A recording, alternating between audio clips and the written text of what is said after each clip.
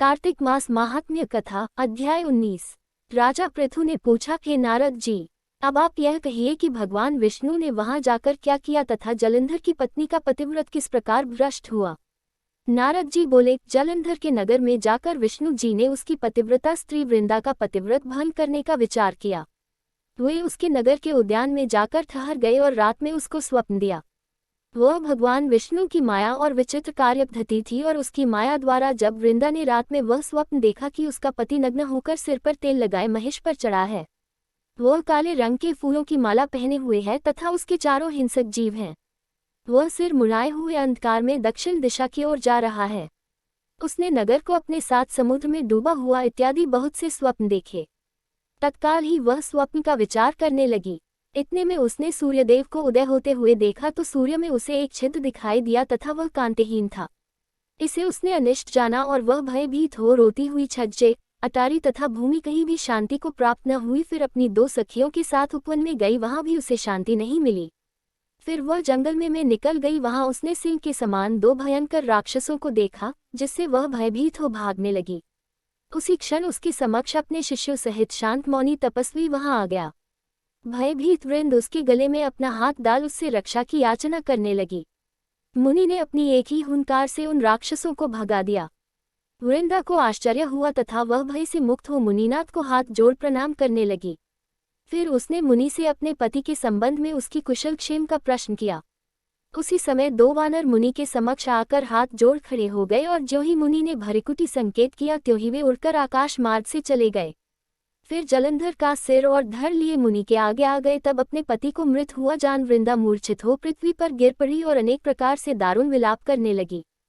पश्चात उस मुनि से कहा, हे कृपानिधे, आप मेरे इस पति को जीवित कर दीजिए। पतिव्रता दैत्य पत्नी ऐसा कहकर दुखी श्वासों को छोड़कर मुनीश्वर के चरणों पर गिर पड़ी। तब मुनीश्वर ने कहा, यह शिवजी द्वारा युद्ध में मारा गया है, जीवित नहीं हो सकता, क्योंकि जिसे भगवान शिव मार देते हैं वह कभी जीवित नहीं हो सकता, परंतु शरणागत की रक्षा करना संतन धर्म है, इसी कारण कृपा कर मैं इसे जिलाए देता हूँ। नारद जी ने आगे कहा, वह मुनि साक्षात विष्णु ही थे जिन्होंने यह सब माया फैला रखी थी। वह वृंदा के पति को जीवित करके अंतर्ध्यान हो गए। जलंधर ने उठकर वृंदा को आलिंगन किया और मुख चूमा। वृंदा भी पति को जीवित हुआ देख अत्यंत हर्षित हुई और अब तक हुई बातों को स्वप्न समझा। तत्पश्चात वृंदा सकौम हो बहुत दिनों तक अपने पति के साथ विहार करती रही। एक बार सुरत एवं संभोग काल के अंत में उन्हीं विष्णु को देखकर उन्हें ताड़ित करती हुई बोली, हे पराई स्त्री से गमन करने वाले विष्णु, तुम्हारे शील को धिक्कार है। मैंने जान लिया है कि मायावी तपस्वी तुम ही थे। इस प्रकार कहकर कुपित पतिव्रता वृंदा ने अपने तेज को प्रकट करते हुए भगवान विष्णु को शाप दिया, तुमने माया से दो राक्षस मुझे दिखाए थे, वही दोनों राक्षस किसी समय तुम्हारी स्त्रीला हरण करेंगे। सर्पेश्वर जो तुम्हारा शिष्य बना है, यह भी तुम्हारा साथी रहेगा। जब तुम अपनी स्त्री के विरह में दुखी होकर विचरोगे, उस समय वानर ही तुम्हारी सहायता करेंगे। ऐसा कहती हुई पतिव्रता वृंदा अग्नि में प्रवेश कर गई।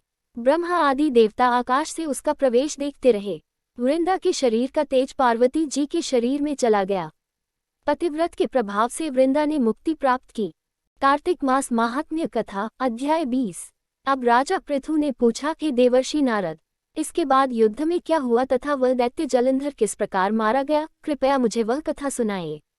नारद जी बोले, जब गिरिजा वहां से अदृश्य हो गई और गंधर्वी माया भी विलीन हो गई, तब भगवान वृषभध्वज चैतन्य हो गए।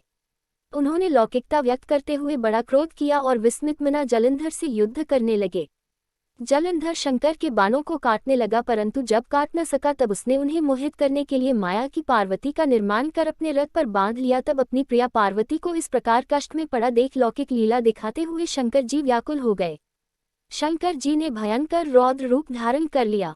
अब उनके रौद्र रूप को देख कोई भी दैत्य उनके सामने खड़ा होने में समर्थ न हो सका और सब भागने छिपने लगे। यहाँ तक कि शुंभ निशुंभ भी समर्थ न हो सके। शिवजी ने उन शुंभ निशुंभ को शाप देकर बड़ा धिक्कारा और कहा, तुम दोनों ने मेरा बड़ा अपराध किया है। तुम युद्ध से भागते हो, भागते को मारना पाप है। इससे मैं तुम्हें अब नहीं मारूंगा, परंतु गौरी तुमको अवश्य मारेगी। शिवजी के ऐसा कहने पर सागर पुत्र जलंधर क्रोध से अग्नि के समान प्रज्वलित हो उठा।